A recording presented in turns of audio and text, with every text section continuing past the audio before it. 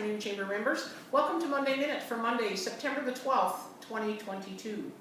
I have several items for you today, but first of all, of course, wish to acknowledge the passing of our Queen Elizabeth II, and of course the business community in the Battlefords would certainly send their condolences to the royal family, and as well our condolences and thoughts to the James Smith Cree Nation.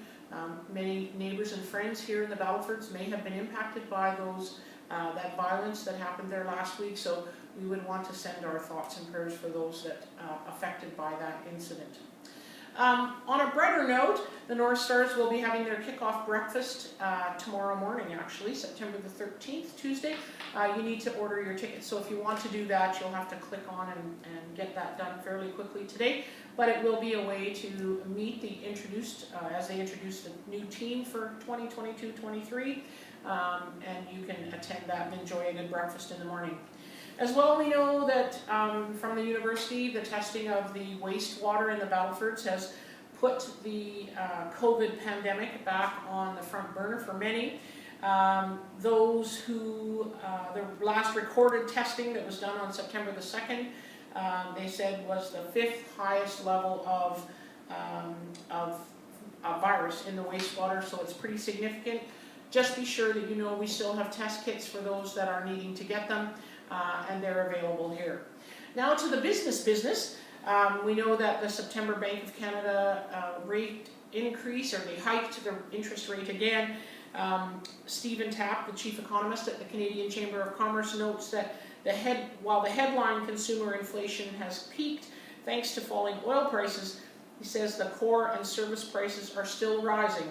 And as we know, the wages in the tight labor market, of course, and they expect the GDP to slow in the second half. But with inflation likely to exceed 7% for the year, there's a long way before the inflation falls back down to the bank's 2% target.